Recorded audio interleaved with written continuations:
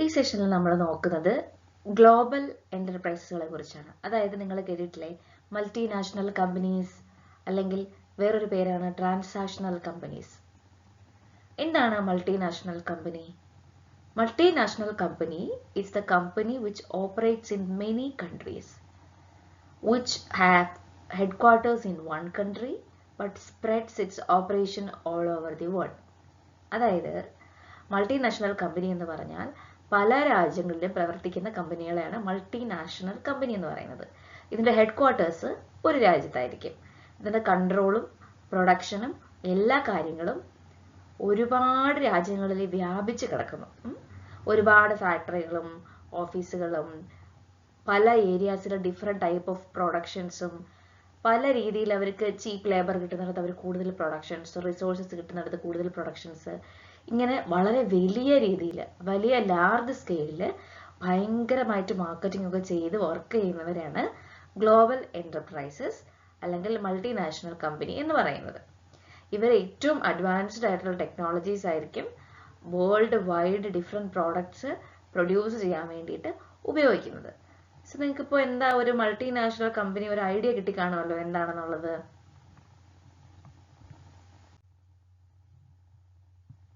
Different ആയിട്ടുള്ള words multinational എന്ന് പറഞ്ഞാൽ നിങ്ങൾക്ക് അറിയാലോ, ഡിഫറെൻറ്റ് ടൈപ്സ് എന്നാണ് അർത്ഥം. മൾട്ടി മീൻസ് മെനി അല്ലേ, നാഷണൽ മീൻസ് കൺട്രീസ്. ഇപ്പോൾ പെപ്സി, കൊക്കക്കോള, നിങ്ങൾ കാഡ്ബറി, യൂണിലിവർ, സോണി, സുസ്കി, അതുപോലെ വിപ്രോ, ഇങ്ങനെയുള്ള പല കമ്പനികളും നിങ്ങൾ കേട്ടിട്ടുണ്ടായിരിക്കും. ഇവരെല്ലാം മൾട്ടിനാഷണൽ കമ്പനീസ് ആണ്. ഇതിൽ വിപ്രോ, ടാറ്റ, ഇൻഫോസിസ് എന്നൊക്കെ പറയുന്നത് ഇന്ത്യയിൽ രജിസ്റ്റർ ചെയ്യപ്പെട്ട കമ്പനികളാണ്. ഇന്ത്യയിൽ ഇപ്പം നമ്മൾ പറഞ്ഞല്ലോ മൾട്ടിനാഷണൽ കമ്പനി എന്ന് പറഞ്ഞാൽ പല രാജ്യങ്ങളിൽ പ്രവർത്തനമുള്ള കമ്പനികളാണ്. പക്ഷെ ഇത് രജിസ്റ്റർ ചെയ്തിരിക്കുന്നത് ഏതെങ്കിലും ഒരു രാജ്യത്തായിരിക്കും. ഇപ്പം സോണി, സുസുക്കി ഒക്കെ ആണെങ്കിൽ രജിസ്റ്റർ ചെയ്തിരിക്കുന്നത് ജപ്പാനിലാണ്. നമ്മുടെ വിപ്രോ, ടാറ്റ ഇതൊക്കെ ആണെങ്കിൽ ഇന്ത്യയിലാണ് രജിസ്റ്റർ ചെയ്തിട്ടുള്ളത്. എന്തൊക്കെയാണ് ഇത്തരത്തിലുള്ള മൾട്ടിനാഷണൽ കമ്പനി അല്ലെങ്കിൽ ഗ്ലോബൽ എന്റർപ്രൈസസുകളുടെ ഫീച്ചേഴ്സ് എന്ന് നോക്കുമ്പോൾ ഒന്നാമത്തേതാണ് ഇന്റർനാഷണൽ ഓപ്പറേഷൻസ്. മൾട്ടിനാഷണൽ കമ്പനീസ് ഒരു പർട്ടിക്കുലർ ഏരിയയിൽ ഓപ്പറേറ്റ് ചെയ്യുന്നതല്ല, അവർ വേൾഡ് വൈഡ് ഗ്ലോബലി അവർ ഓപ്പറേറ്റ് ചെയ്യും. പേരന്റ് കമ്പനി എല്ലാ സാധനങ്ങളും പ്രൊഡ്യൂസ് ചെയ്യുകയും അവർ കൃത്യമായിട്ട് പല സബ്സിഡറി വഴി പല രാജ്യങ്ങളിൽ ഈ സാധനങ്ങൾ സെല്ല് ചെയ്യുകയും ചെയ്യും. അതായത് ഇവർ വളരെ ലാർജ് സ്കെയിലായിരിക്കും ബിസിനസ് ഓപ്പറേറ്റ് ചെയ്യപ്പെടുന്നത്. രണ്ടാമത്തേതാണ് ജയന്റ് സൈസ് എന്ന് പറയുന്നത്. Most important feature of multinational കമ്പനിയാണ് ഇതിന് ജൈജാന്റിക് സൈസ് ആണെന്നുള്ളത്. അതായത് അവിടെ നടക്കുന്ന പ്രൊഡക്ഷൻസ് ഭയങ്കര വലുതാണ്. അതേപോലെ അവരുടെ അസറ്റ് ഒരുപാട് ഉണ്ടായിരിക്കും. അവർക്ക് സെയിൽസ് വളരെ ബില്യൺസ് ഓഫ് ഡോളേഴ്സിന്റെ സെയിൽസ് ആയിരിക്കും നടക്കുന്നത്. അത്രയും പ്രോഫിറ്റാണ് അവർ ഉണ്ടാക്കുന്നത്. ഒരു രാജ്യത്തിന്റെ GDP വരെ ബാധിക്കുന്ന രീതിയിൽ സെയിൽസ് ടേൺ ഓവർ ചെയ്യാൻ കപ്പാസിറ്റി ഉള്ള കമ്പനികളാണ് multinational companies. So international operations, രണ്ടാമത്തത് ജയന്റ് സൈസ്. നെക്സ്റ്റ് വൺ ആണ് സെൻട്രലൈസ്ഡ് കൺട്രോൾ. മൾട്ടിനാഷണൽ കമ്പനീസ് പല ബ്രാഞ്ചുകളിലായിട്ട് പല രാജ്യത്തിന്റെ പല ഏരിയസിൽ സ്പ്രെഡ് ചെയ്ത് കിടക്കുന്നത് നമ്മൾ പഠിച്ചു. പക്ഷെ ഇതിന്റെ ഹെഡ്ക്വാർട്ടേഴ്സ് എന്ന് പറയുന്നത് അതിന്റെ ഹോം കൺട്രിയിലായിരിക്കും. ബാക്കി എല്ലാ ബ്രാഞ്ചസിന്റെ കാര്യങ്ങളും ഓപ്പറേറ്റ് ചെയ്യപ്പെടുന്നതും അതിന്റെ പോളിസി ഫ്രെയിംവർക്ക് ചെയ്യപ്പെടുന്നതും ഒക്കെ ഈ ഹെഡ്ക്വാർട്ടേഴ്സിലായിരിക്കും. അതായത് ഡേ ടു ഡേ ഓപ്പറേഷൻസിൽ അവരധികം ഒന്നും ഇന്റർഫിയർ ചെയ്യത്തില്ല. പക്ഷെ ജനറൽ ആയിട്ടുള്ള പോളിസികൾ, കൺട്രോളിങ്, ഇതൊക്കെ ഈ ഹോം കൺട്രിയിലിരുന്ന് അവിടുത്തെ ഹെഡ്ക്വാർട്ടേഴ്സിലിരുന്ന് ഇവർ ചെയ്യും. സോ അതുകൊണ്ട് തന്നെ ഇതൊരു സെൻട്രലൈസ്ഡ് കൺട്രോൾ ആയിട്ട് റൺ ചെയ്യുന്ന ടൈപ്പ് ഓഫ് ബിസിനസ് ആണ് മൾട്ടിനാഷണൽ കമ്പനീസ് ഫോളോ ചെയ്യുന്നത്. നെക്സ്റ്റ് വൺ ആണ് advanced technology. Multinational companies process ചെയ്യുന്നത് ലേറ്റസ്റ്റ് ആയിട്ടുള്ള അല്ലെങ്കിൽ അഡ്വാൻസ്ഡ് ആയിട്ടുള്ള ടെക്നോളജികളാണ്. അവർ ഇന്റർനാഷണൽ സ്റ്റാൻഡേർഡിലായിരിക്കും എല്ലാ കാര്യങ്ങളും ഉണ്ടാക്കുന്നത്. അവരുടെ ക്വാളിറ്റി ഓഫ് പ്രൊഡക്ഷൻ അല്ലെങ്കിൽ എല്ലാം, ക്വാണ്ടിറ്റി ഓൾറെഡി കൂടുതലാണ്, ക്വാളിറ്റിയും ആ രീതിയിലായിരിക്കും അവർ പുറത്തേക്ക് കൊണ്ടുവരുന്നത്. So world class products and services ആണ് ഇത്തരത്തിലുള്ള കമ്പനീസ് കൊടുക്കുന്നത്, അഡ്വാൻസ്ഡ് ടെക്നോളജി ഉള്ളത് കൊണ്ട് തന്നെ. സോ ജൈജാന്റിക് സൈസ് ആയതുകൊണ്ട് തന്നെ ഇവർ എല്ലാ തരത്തിലുള്ള അഡ്വാൻസ്ഡ് ടെക്നോളജി യൂസ് ചെയ്തുകൊണ്ടായിരിക്കും പ്രൊഡക്ഷൻസ് മുന്നോട്ട് കൊണ്ടുപോകുന്നത്.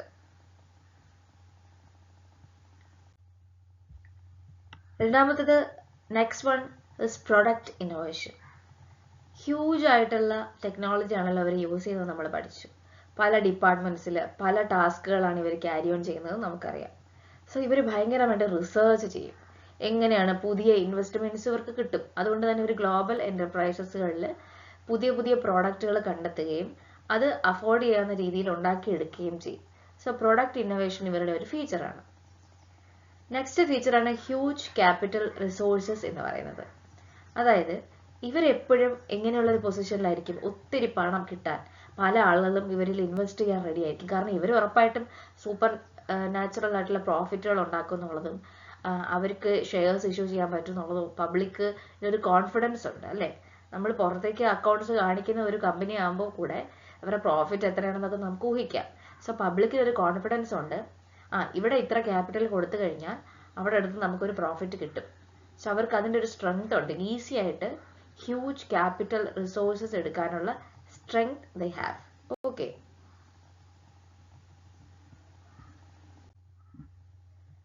നെക്സ്റ്റ് ഫീച്ചറാണ് expansion of market territory.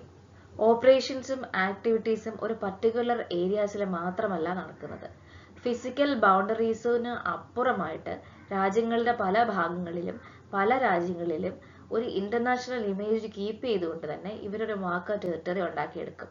ഇവരുടേതായിട്ടുള്ള international brands കൊണ്ടുവന്ന് ലോകം മുഴുവൻ ഇവരുടെ മാർക്കറ്റാക്കി മാറ്റാനായിട്ട് ഇത്തരത്തിലുള്ള ഗ്ലോബൽ എന്റർപ്രൈസസ് അല്ലെങ്കിൽ മൾട്ടിനാഷണൽ കമ്പനീസിന് സാധിക്കുന്നുണ്ട്.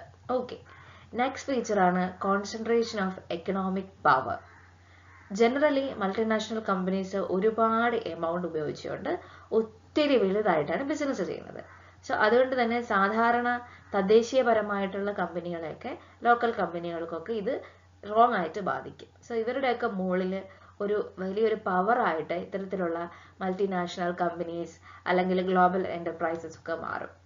സോ ഇത്തരത്തിൽ വളരെ അധികം മൊണോപ്പൊളി എക്കണോമിക് പവർ ആയിട്ട് മാറാനുള്ള സാധ്യത ഇത്തരത്തിലുള്ള മൾട്ടിനാഷണൽ കമ്പനീസ് അല്ലെങ്കിൽ ഗ്ലോബൽ എന്റർപ്രൈസസിന് ഉണ്ട്.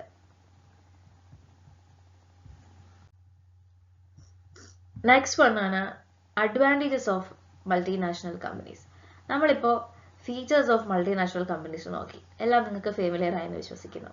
ഇനി എന്തൊക്കെയാണ് ഇത്തരത്തിലുള്ള മൾട്ടിനാഷണൽ കമ്പനീസ് പ്രവർത്തിക്കുമ്പോഴുള്ള ഗുണങ്ങൾ എന്ന് നമുക്ക് നോക്കാം. ഒന്നാമത്തേതാണ് automatic inflow of foreign capital. Multinational companies capital ഭയങ്കരമായിട്ട് പല സ്ഥലത്തു നിന്നും കൊണ്ടുവരും. അതുകൊണ്ട് തന്നെ കൺട്രീസ് കൂടുതലും ഡെവലപ്പിംഗ് കൺട്രീസിന്റെ ഡെവലപ്മെന്റിന് ഇത്തരത്തിലുള്ള മൾട്ടിനാഷണൽ കമ്പനീസ് ഒരുപാട് ഗുണം ചെയ്യുന്നുണ്ട്. ഇൻഫാക്ട് ഇത്തരത്തിലുള്ള മൾട്ടിനാഷണൽ കമ്പനി വരുമ്പോഴത്തേക്കും ഓട്ടോമാറ്റിക്കലി പുറത്തുനിന്നുള്ള ഫോറിൻ ക്യാപിറ്റലൊക്കെ അകത്തേക്ക് വരികയും ആ വഴി ഇവർക്ക് വലിയൊരു ഗ്രോത്ത് ഉണ്ടാവുകയും ചെയ്യും. എക്കണോമിക്കലി വളരെയധികം ഗ്രോത്ത് ഉണ്ടാവും. രണ്ടാമത്തെ അഡ്വാൻറ്റേജ് ആയിട്ട് പറയുന്നത് improvement of balance of payment position.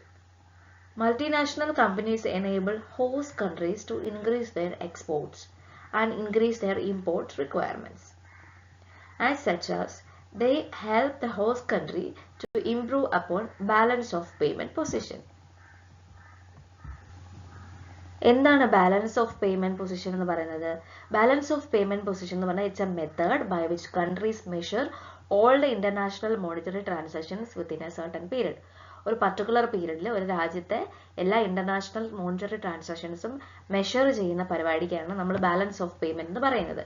So ഇത്തരത്തിൽ നോക്കൂ, ഇത്തരത്തിൽ നമ്മുടെ balance of payment of positions improve ചെയ്യാനായിട്ട് ഈ കണക്കിലുള്ള മൾട്ടിനാഷണൽ കമ്പനീസ് സഹായിക്കുന്നു എന്നുള്ളതാണ് രണ്ടാമത്തെ അഡ്വാൻറ്റേജ് ആയിട്ട് പറഞ്ഞിരിക്കുന്നത്.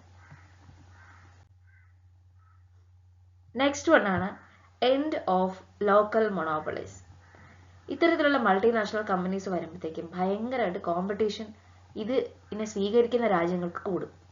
അപ്പൊ അവിടെ കുത്തകയായിട്ട് പ്രവർത്തിച്ചുകൊണ്ടിരുന്ന ഒരുപാട് കമ്പനികൾ ബാക്കിലേക്ക് മാറുകയും അവർക്ക് റീപ്ലേസ്മെന്റ് പോലെയോ അവർക്കൊരു നല്ല കോമ്പറ്റീഷൻ പോലെയോ ഇത്തരത്തിലുള്ള മൾട്ടിനാഷണൽ കമ്പനീസ് റീപ്ലേസ് ആവുകയും ചെയ്യും. നെക്സ്റ്റ് വൺ ആണ് improvement in standard of living. നല്ല ക്വാളിറ്റി ഓഫ് പ്രോഡക്ട്സ് അല്ലേ ഇത്തരത്തിലുള്ള മൾട്ടിനാഷണൽ കമ്പനീസ് ആളുകൾക്ക് കൊടുക്കുക. സോ അവർക്ക് പെട്ടെന്ന് ഒരു നല്ല ബെറ്റർ പ്രോഡക്ട്സ് കിട്ടുന്നു, കുറച്ച് അഫോർഡബിൾ ആയിട്ട് ഇന്റർനാഷണൽ ബ്രാൻഡ്സ് യൂസ് ചെയ്യുന്നു. ഇങ്ങനെയൊക്കെ ആൾക്കാർ യൂസ് ചെയ്യുന്ന സമയത്ത് അവരുടെ പൊതുവെയുള്ള ജീവിത ശൈലിയുടെ നിലവാരം കൂടും. അതാണ് standard of living of people will increase എന്ന് പറയുന്നത്, എസ്പെഷ്യലി ഇത് ഹോസ്റ്റ് ചെയ്യുന്ന രാജ്യങ്ങളിൽ. നെക്സ്റ്റ് അഡ്വാൻറ്റേജ് നോക്കൂ, promotion of international brotherhood and culture. Multinational companies വരുമ്പോൾ തന്നെ നമുക്കറിയാം മറ്റൊരു രാജ്യത്ത് പ്രവർത്തിക്കുന്ന ആ രാജ്യത്തെ ആളുകളെ ഇംപ്രൂവ് ആക്കിയിട്ടുള്ള പ്രോഡക്ട്സ് കുറച്ചും കൂടെ വൈഡായിട്ട് എല്ലാ രാജ്യത്തിലേക്കും സ്പ്രെഡ് ആവുന്നു. ഇതാണല്ലോ ഒരു മൾട്ടിനാഷണൽ കമ്പനീസ് അവരുടെ പ്രോഡക്ട്സ് ത്രൂ ചെയ്യുന്നത്. അപ്പോൾ അവർക്ക് ഒരു ബ്രദർഹുഡാണ് അവിടെ കാണിക്കുന്നത്. ഇന്റർനാഷണൽ ഡീലിങ്സ് ചെയ്യുമ്പം ഇന്റർനാഷണൽ കൾച്ചർ അവർ പ്രൊമോട്ട് ചെയ്യും. ആ ഒരു വേൾഡ് പീസ് ആൻഡ് പ്രോസ്പെറിറ്റിയാണ് അവിടെ പ്രൊമോട്ട് ചെയ്യപ്പെടുന്നത് എന്നുള്ളതാണ് ഇത്തരത്തിലുള്ള മൾട്ടിനാഷണൽ കമ്പനീസ് ചെയ്യുന്ന മറ്റൊരു അഡ്വാൻറ്റേജ് ആയിട്ട് പറയുന്നത്. നെക്സ്റ്റ് വൺ ആണ് employment generation. Multinational companies large സ്കെയിലിൽ വർക്ക് ചെയ്യുന്ന ഒരു കമ്പനി ആയതുകൊണ്ട് തന്നെ അവർക്ക് എംപ്ലോയ്മെന്റ് ഓപ്പർച്യൂണിറ്റീസും വളരെ അധികം കൂടുതലായിരിക്കും. ഇപ്പൊ ഹോസ്റ്റ് കൺട്രീസിൽ അവർ പ്രവർത്തിക്കാൻ വരികയാണെങ്കിൽ അവിടെയുള്ള ആളുകൾക്ക് ഒരുപാട് ജോലി കൊടുക്കാനായിട്ട് സാധിക്കും. അതൊരു ഭയങ്കര അഡ്വാൻറ്റേജ് ആണ് മൾട്ടിനാഷണൽ കമ്പനി പല രാജ്യങ്ങൾക്കും ചെയ്തു കൊടുക്കുന്നത്. ഒരുപാട് അൺഎംപ്ലോയ്മെന്റ് ഉള്ള സ്ഥലത്ത് അത് ഒഴിവാക്കാനായിട്ട് ഇത്തരത്തിലുള്ള മൾട്ടിനാഷണൽ കമ്പനീസിന് സാധിച്ചിട്ടുണ്ട്. നെക്സ്റ്റ് അഡ്വാൻറ്റേജ് ആണ് ടെക്നിക്കൽ ഡെവലപ്മെന്റ് എന്ന് പറയുന്നത്. മൾട്ടിനാഷണൽ കമ്പനീസ് പലതരത്തിലുള്ള അഡ്വാൻറ്റേജസ് ക്യാരി ഓൺ ചെയ്യുന്നുണ്ട്. അതിൽ ഫസ്റ്റ് വണ്ണായിട്ട് നമുക്ക് പറയാം ടെക്നിക്കലി ഉള്ള ഡെവലപ്മെന്റ്സ്. ഇത് ഹോസ്റ്റ് ചെയ്യുന്ന കൺട്രികളിൽ അവർക്ക് പരിചിതമല്ലാത്ത തരത്തിലുള്ള ടെക്നിക്കൽ ആയിട്ടുള്ള കാര്യങ്ങൾ ഇവർ ഇൻട്രൊഡ്യൂസ് ചെയ്യപ്പെട്ട് കൊടുക്കുകയും അതുവഴി ടെക്നിക്കൽ ഡെവലപ്മെന്റ് ട്രാൻസ്ഫർ ചെയ്യപ്പെടുകയും ചെയ്യുന്നു ഒരു കൺട്രിയിൽ നിന്ന് മറ്റൊരു കൺട്രിയിലേക്ക്. ഇങ്ങനെയുള്ള ന്യൂ ടെക്നോളജീസ് വരുമ്പോൾ മറ്റുള്ള കമ്പനികൾക്കും കൂടെ നല്ല രീതിയിൽ പ്രൊഡക്ഷൻ ചെയ്യാനും മാർക്കറ്റിംഗ് ചെയ്യാനും ഒക്കെ സാധിക്കും. അവർക്കൊരു എക്സാമ്പിൾ പോലെ ആക്ട് ചെയ്യല്ലേ ചെയ്യുന്നത്. നെക്സ്റ്റ് അഡ്വാൻറ്റേജ് ആണ് ഫെസിലിറ്റേറ്റ് മാനേജറിയൽ റെവല്യൂഷൻ എന്ന് പറയുന്നത്.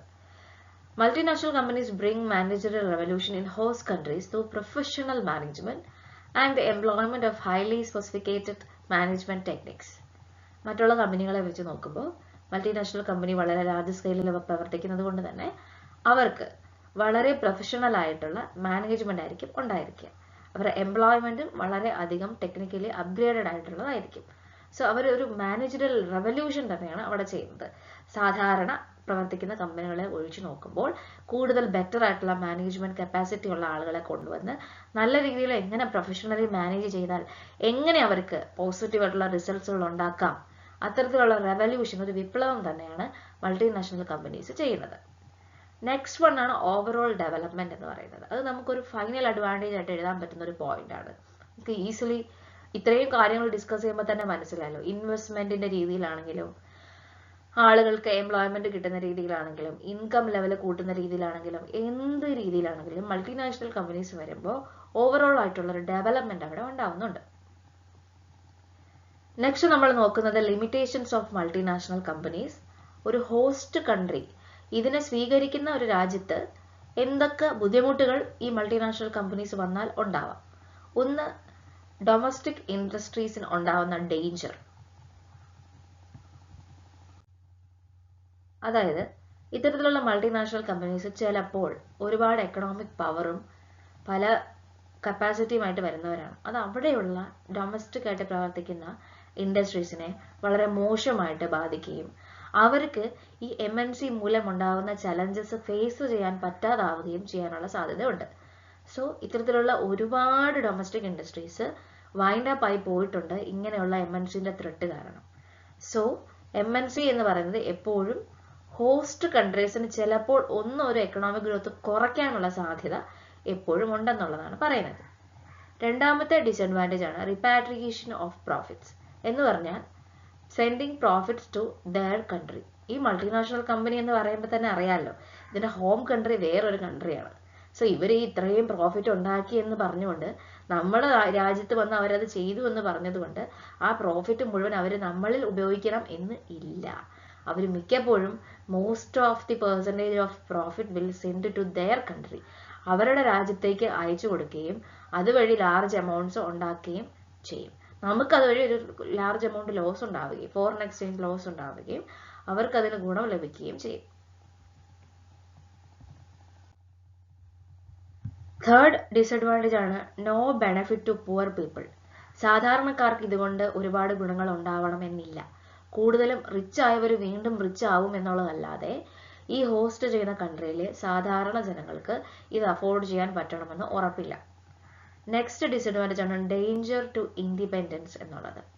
Initially these kind of multinational companies help government of host country in a number of ways. Gradually they will start interfering in political affairs of the host country. There is then an implicit danger to the independence of the host country. Long റണ്ണിൽ അതായത് നിങ്ങൾക്ക് മനസ്സിലായെന്ന് വിശ്വസിക്കുന്നു.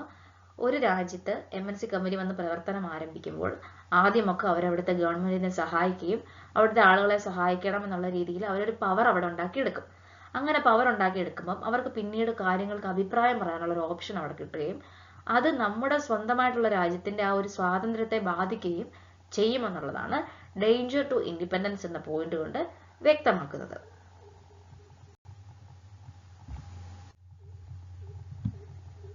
Next disadvantage ആണ് disregard of the national interest of the host country. MNC കൂടുതലും profitable ആയിട്ടുള്ള സെക്ടേഴ്സിലായി invest ചെയ്യത്തുള്ളൂ. അത് ചെയ്യുമ്പോൾ നമ്മുടെ കൺട്രിയുടെ ഹോസ്റ്റ് ചെയ്യുന്ന കൺട്രിയുടെ ഗോൾ എന്താണ്, അവരുടെ പ്രയോറിറ്റീസ് എന്താണെന്നുള്ളത് അവർ മൈൻഡ് ആക്കത്തില്ല. അപ്പോൾ they don't care about the development of backward regions of the host country. അവരൊരിക്കലും അവിടുത്തെ സാധാരണ ആളുകളുടെ പ്രോബ്ലമുകൾ സോൾവ് ചെയ്യുക, ഹോസ്റ്റ് കൺട്രിയിലെ അൺഎംപ്ലോയ്മെന്റ് മാറ്റണം, അവിടുത്തെ പോവർട്ടി മാറ്റണം എന്നൊന്നും അവർ ചിന്തിക്കണമെന്ന് ഒരിക്കലും നമുക്ക് പറയാനായിട്ട് സാധിക്കത്തില്ല. സോ അതാണ് ഒരു ഡിസഡ്വാൻറ്റേജ് ആയിട്ട് പറയുന്നത്. National interest of the host കൺട്രീനെ മൈൻഡ് ചെയ്യണമെന്നില്ല. നെക്സ്റ്റ് ഡിസഡ്വാൻറ്റേജ് ആണ് careless exploitation of natural resources. MNC എപ്പോഴും നാച്ചുറൽ റിസോഴ്സസ് യൂസ് ചെയ്യാനായിട്ട് ശ്രമിക്കും ഹോസ്റ്റ് കൺട്രിയുടെ.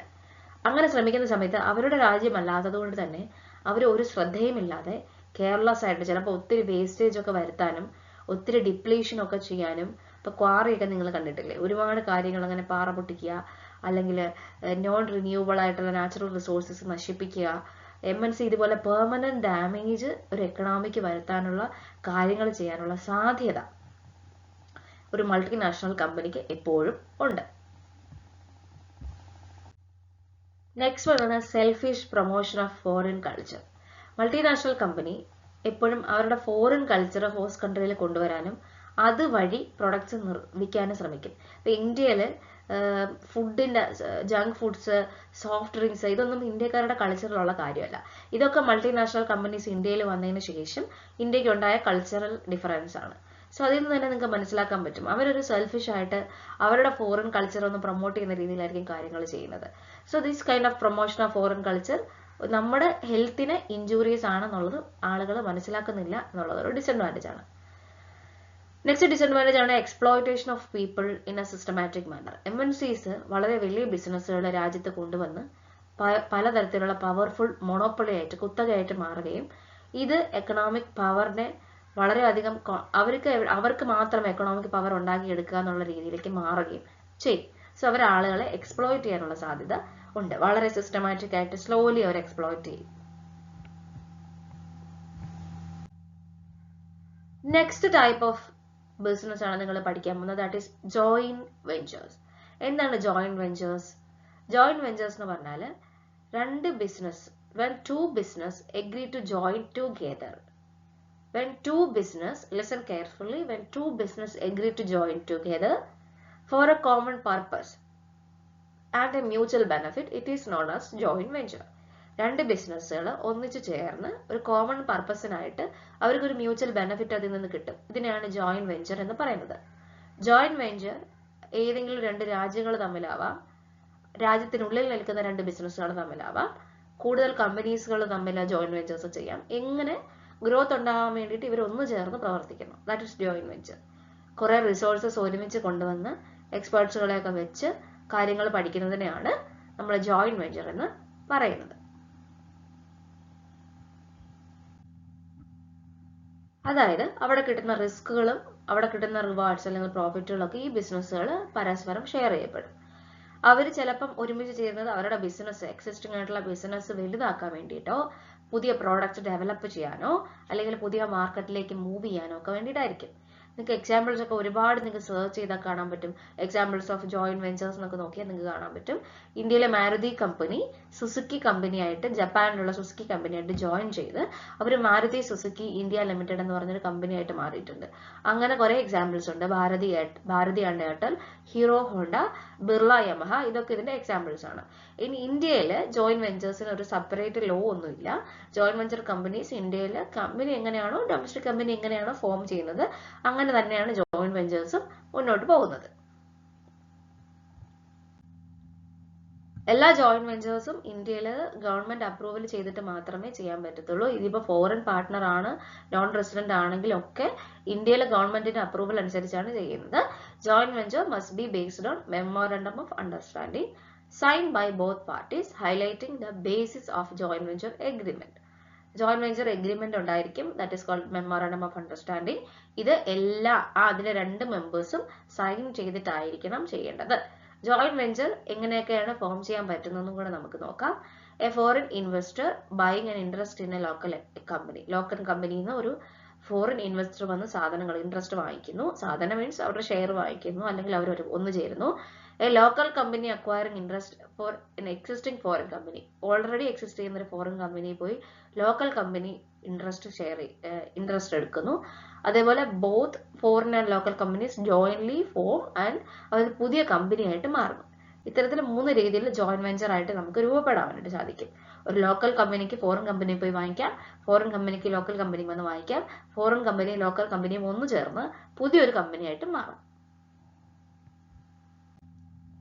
എന്തൊക്കെയാണ് ജോയിന്റ് വെഞ്ചറിന്റെ അഡ്വാൻറ്റേജസ് എന്ന് നമുക്ക് നോക്കാം. ഒന്നാമത്തെ അഡ്വാൻറ്റേജ് ആണ് increased resource and capacity. Joint venture ആകുമ്പോൾ തന്നെ അവർ രണ്ടുപേരും ഒന്ന് ചേരുമ്പോൾ കമ്പൈൻ ചെയ്യുന്നതാണല്ലോ, അപ്പൊ അവർ ഭയങ്കരമായിട്ട് വലുതാവും, അവർ ഗ്രോ ചെയ്യും, അവർക്ക് കൂടുതൽ എക്സ്പാൻഡ് ചെയ്യാൻ പറ്റും പെട്ടെന്ന്, അല്ലെ? ജോയിന്റ് വെഞ്ചർ എന്തെങ്കിലും മാർക്കറ്റ് ചലഞ്ചസ് ഒക്കെ വന്നു കഴിഞ്ഞാൽ ഇങ്ങനെയുള്ള ഓപ്പർച്യൂണിറ്റീസ് ഉപയോഗിച്ചുകൊണ്ട് അവർക്കത് ഓവർകം ചെയ്യാനായിട്ട് സാധിക്കും. രണ്ടാമത്തെ അഡ്വാൻറ്റേജ് ആണ് access to new market and distribution networks. ഒരു ബിസിനസ് ജോയിന്റ് വെഞ്ചർ ആയിട്ട് എൻ്റർ ചെയ്യുമ്പോൾ ഒരു പാർട്ട്ണർ മറ്റൊരു കൺട്രിയിൽ നിന്ന് വന്ന് നമ്മുടെ അടുത്തേക്ക് ജോയിൻ ചെയ്യണം. അപ്പൊ അവരുടെ മാർക്കറ്റ് വലുതാവുകയാണ് ചെയ്യുന്നത്. സോ ഇതുവഴി അവർക്ക് കൂടുതൽ ഡിസ്ട്രിബ്യൂഷൻ ചാനൽസ് കിട്ടും, കൂടുതൽ ലോക്കൽ പാർട്ട്നേഴ്സുമായിട്ട് പരിചയമാവും. അപ്പൊ മാരുതി സുസുക്കി ഒക്കെ അങ്ങനെയാണ് ഇന്ത്യൻ മാർക്കറ്റ് മുഴുവൻ ഡീൽ ചെയ്തതും. സുസുക്കി ജപ്പാനിലുള്ള ഒരു കമ്പനിയല്ലേ, അവർക്ക് എങ്ങനെ ഇന്ത്യയിൽ വന്ന് പെട്ടെന്ന് ഒരു പേരുണ്ടാക്കാൻ പറ്റുക? അത് ഇന്ത്യയിലെ ഒരു നല്ല കമ്പനിയായിട്ടുള്ള മാരുതി കമ്പനിയായിട്ട് അവർ ജോയിൻ ചെയ്തു. അതുവഴി അവരുടെ പ്രോഡക്റ്റ് അവർ ഏത് ലെവലിലാണോ ഉദ്ദേശിച്ചത് ആ ലെവലിലോട്ട് സോൾവ് ചെയ്യാനായിട്ട് അവർക്ക് സാധിക്കുന്നു എന്നുള്ളതാണ് ഇത്തരത്തിലുള്ള ജോയിന്റ് വെഞ്ചറിന്റെ ഏറ്റവും വലിയ ഗുണം. നെക്സ്റ്റ് വൺ ആണ് access to latest technologies. Joint വെഞ്ചേഴ്സിന് ലേറ്റസ്റ്റ് ടെക്നോളജീസ് കിട്ടാൻ ഭയങ്കര എളുപ്പമാണ്. അഡ്വാൻസ്ഡ് ടെക്നോളജി വരുമ്പോൾ തന്നെ ഇവർക്ക് എഫിഷ്യന്റ് ആവുകയും കൂടുതൽ എഫക്റ്റീവായിട്ട് പ്രൊഡക്ഷൻ ചെയ്യാനായിട്ട് സാധിക്കുകയും ചെയ്യും. അതുവഴി അവർക്ക് കോസ്റ്റ് ഓഫ് പ്രൊഡക്ഷൻ കുറയ്ക്കാനായിട്ട് പറ്റും. നെക്സ്റ്റ് വൺ ആണ് ഇന്നോവേഷൻ. എല്ലാ മാർക്കറ്റിനും എപ്പോഴും ഇന്നോവേറ്റീവ് പ്രൊഡക്ട്സ് ആണ് ആവശ്യമായിട്ടുള്ളത്. ഫോറിൻ പാർട്ട്നേഴ്സ് വരുമ്പം അവർക്ക് ഈസി ആയിട്ട് ഇന്നോവേഷൻസ് ലോക്കൽ മാർക്കറ്റിലോട്ട് കൊണ്ടുവരാനായിട്ട് സാധിക്കും, പുതിയ ടെക്നോളജീസ് ഒക്കെ ഉപയോഗിച്ചുകൊണ്ട്. നെക്സ്റ്റ് വൺ ആണ് low cost production. International corporation ഇന്ത്യയിൽ വന്ന് ഇൻവെസ്റ്റ് ചെയ്യുമ്പം അവർക്ക് കമ്പാരിറ്റീവ്ലി ഭയങ്കര പ്രൊഡക്ഷന്റെ കോസ്റ്റ് കുറവായിരിക്കും. ഇന്ത്യ എന്ന് പറയുന്നത് ലോ കോസ്റ്റ് ആയിട്ടുള്ള റോ മെറ്റീരിയൽസ് ഉപയോഗിക്കുന്ന, ലേബറിന്റെ വളരെ ചീപ്പായിട്ടുള്ള ലേബർ ആയിരിക്കും. ടെക്നിക്കലി അവർക്ക് ക്വാളിഫൈഡ് ആയിട്ടുള്ള വർക്ക് ഫോഴ്സും ഉണ്ട്, എന്നാൽ ചെലവ് കുറവുമാണ്. ഇത്തരത്തിലുള്ള ഇന്റർനാഷണൽ പാർട്ട്നേഴ്സ് വരുമ്പോൾ അവർക്ക് കൂടുതൽ ക്വാളിറ്റിയുള്ള പ്രൊഡക്ട്സ് ലോവർ കോസ്റ്റിൽ ഉണ്ടാക്കാനായിട്ട് സാധിക്കും. ഹോം കൺട്രിയിൽ നിന്നല്ലാതെ തന്നെ അവർക്ക് പ്രൊഡക്ഷൻ ഉണ്ടാക്കാനായിട്ട് സാധിക്കും എന്നുള്ളതാണ് ലോ കോസ്റ്റ് ഓഫ് പ്രൊഡക്ഷന്റെ അഡ്വാൻറ്റേജ് ആയിട്ട് പറയുന്നത്. നെക്സ്റ്റ് വൺ ആണ് എസ്റ്റാബ്ലിഷ്മെന്റ് ഓഫ് ബ്രാൻഡ് നെയിം. അതായത് രണ്ട് ബിസിനസ്സുകൾ ഒന്ന് ചേർന്ന് ജോയിന്റ് വെഞ്ചർ ആകുമ്പോഴത്തേക്കും ഒരു പാർട്ടിക്ക് എപ്പോഴും മറ്റേ പാർട്ടിയുടെ ഗുഡ്വിൽ നല്ല പേര് ഉപയോഗിക്കാനായിട്ട് പറ്റും. അപ്പൊ അവർക്ക് മാർക്കറ്റ് എപ്പോഴും റെഡിയാണ് നല്ല പേരുള്ള നല്ല ബ്രാൻഡഡ് ആയിട്ടുള്ള സാധനങ്ങൾ എടുക്കാൻ വേണ്ടിയിട്ട്. സോ അങ്ങനെ ഒത്തിരി ഇൻവെസ്റ്റ്മെന്റ്സ് അവർക്ക് വരും എന്നുള്ളതാണ് പറയുന്നത്. പിന്നെ നോക്കുമ്പോൾ ജോയിന്റ് വെഞ്ചേഴ്സ് 2 ടൈപ്പിലാണുള്ളത്. ഒന്ന് കോൺട്രാക്ച്വൽ ആയിട്ടുള്ള joint venture, 2 equity based joint venture. Contractual joint വെഞ്ചറും ഉണ്ട്, ഇക്വിറ്റി ബേസ്ഡ് ജോയിന്റ് വെഞ്ചറും ഉണ്ട്. എന്താണ് contractual joint venture? CJV. A new jointly owned entity is not created. There is only an agreement to work together. The parties do not share ownership of the business but exercise some elements of control in the joint venture. Typical example is franchise relationship. അതായത് ഇവിടെ ഒരു പുതിയ company ഉണ്ടാക്കുന്നില്ല, അവര് just ഒരു ഒരുമിച്ച് ജോലി ചെയ്യാമെന്നൊരു agreement ഉണ്ടാക്കുകയും അതുവഴി ഓണർഷിപ്പ് ഒന്നും ഷെയർ ചെയ്യാതെ തന്നെ അവർ അങ്ങോട്ടും ഇങ്ങോട്ടും ബെനിഫിറ്റ് എടുത്ത് വർക്ക് ചെയ്യുകയും ചെയ്യുന്നു. ഫ്രാഞ്ചൈസ് എടുത്ത് വർക്ക് ചെയ്യുന്നത് നിങ്ങൾക്ക് അറിയാലോ. ഇപ്പം ചില KFCയുടെ ഒക്കെ ഫ്രാഞ്ചൈസുകളാണ് നമ്മൾ ഇവിടെ കാണുന്നത്, ഒറിജിനൽ KFCകളല്ല. അപ്പൊ ഇതിന്റെ കീ എലമെന്റ്സ് എന്ന് പറയുന്നത് 2 or more പാർട്ടീസ് ഉണ്ടായിരിക്കണം, അതിനകത്ത് അവർക്ക് കോമൺ ആയിട്ടുള്ള ഇന്റൻഷൻ ആയിരിക്കണം, ഈ വെഞ്ചർ നടത്തിക്കൊണ്ട് പോകണം എന്നുള്ള കോമൺ ആയിട്ടുള്ള ഇന്റൻഷൻ ആയിരിക്കണം ഉണ്ടായിരിക്കേണ്ടത്. അതേപോലെ തന്നെ ഓരോ പാർട്ടീസും അവരുടേതായിട്ടുള്ള ഇൻപുട്സുകൾ കൊണ്ടുവരണം. 2 പാർട്ടീസും അവരുടെ കൺട്രോൾ ഈ ബിസിനസ് വെഞ്ചറിൽ കൊടുക്കുകയും relationship transaction to transaction relationship അല്ലാതെ character of relatively longer donation മൊത്തത്തിൽ മുന്നോട്ട് കൊണ്ടുപോകാം എന്നുള്ള ഒരു ഐഡിയയിലായിരിക്കണം ഇവർ ചെയ്യേണ്ടത്. രണ്ടാമത്തെ ടൈപ്പ് എന്ന് പറയുന്നത് ഇക്വിറ്റി ബേസ്ഡ് ജോയിന്റ് വെഞ്ചർ ആണ്. ഇക്വിറ്റി ബേസ്ഡ് ജോയിന്റ് വെഞ്ചർ ഒരു ഇക്വിറ്റി ജോയിന്റ് വെഞ്ചർ എഗ്രിമെന്റ് ആണ്. ഇവിടെ it is one in which is a separate business entity jointly owned by 2 or more parties is formed in accordance with the agreement of the parties. അതായത് equity based joint venture എന്ന് പറയുന്നത് equity share വെച്ചിട്ടാണ് അവർ ചെയ്യുന്നത്. ഇവിടെ ഒരാൾക്ക് separate business entity ഉണ്ടായിരിക്കും, അതിലേക്ക് 2 or 3 ആളുകൾ വന്നു ചേരും, അവർ അതുവഴി ഒരു എഗ്രിമെന്റ് ഉണ്ടാക്കുന്നു. ഇതിന്റെ കീ ഫാക്ടർ എന്ന് പറഞ്ഞു കഴിഞ്ഞാൽ ഈ ഓണർഷിപ്പ് ജോയിന്റ് ആവും. മറ്റേതിൽ ഓണർഷിപ്പ് ജോയിന്റ് ആവുന്നില്ല, ഇവിടെ ജോയിന്റ് ഓണർഷിപ്പ് ആണ്. 2 or more parties joint ownership ആവുന്നു. ഫോം ഓഫ് ബിസിനസ് എന്ന് പറയുന്നത് കമ്പനി, പാർട്ണർഷിപ്പ്, ഫേംസ്, ട്രസ്റ്റുകൾ, വെഞ്ചർ ക്യാപിറ്റൽ ഫണ്ട്സ്, ഇതൊക്കെയാണ് ഞാൻ ഈ പറഞ്ഞ രണ്ടാമത്തെ ടൈപ്പ് ജോയിന്റ് വെഞ്ചറിൽ വരുന്നത്. അവിടെ ഒരു എഗ്രിമെന്റ് ഉണ്ട്, പുതിയൊരു എൻറ്റിറ്റി ഉണ്ടാക്കാം. മറ്റേതിൽ അങ്ങനെ ഒരു എഗ്രിമെന്റ് ഇല്ല ജോയിന്റ് വെഞ്ചറിന്റെ ആദ്യത്തെ ടൈപ്പിൽ. രണ്ടാമത് ഓണർഷിപ്പ് അവർ ഷെയർ ചെയ്യപ്പെടുന്നു. പിന്നെ മാനേജ്മെന്റ് അവർ ജോയിന്റ്ലി ആയിരിക്കും ചെയ്യുന്നത്. റെസ്പോൺസിബിലിറ്റീസും ക്യാപിറ്റൽ ഇൻവെസ്റ്റ്മെന്റും ഫിനാൻസിങ്ങും ഒക്കെ അവർ ഷെയർ ചെയ്യപ്പെടും. പ്രോഫിറ്റ് ആൻഡ് ലോസ് ഫൈനലി അവർ എഗ്രിമെന്റിൽ എന്താണോ പറഞ്ഞിരിക്കുന്നത് അതിനനുസരിച്ച് ഷെയർ ചെയ്യപ്പെടും. സോ ഇത്രയും കാര്യങ്ങളാണ് ജോയിന്റ് വെഞ്ചറുമായിട്ട് ബന്ധപ്പെട്ട് നമുക്ക് പഠിക്കാനുള്ളത്.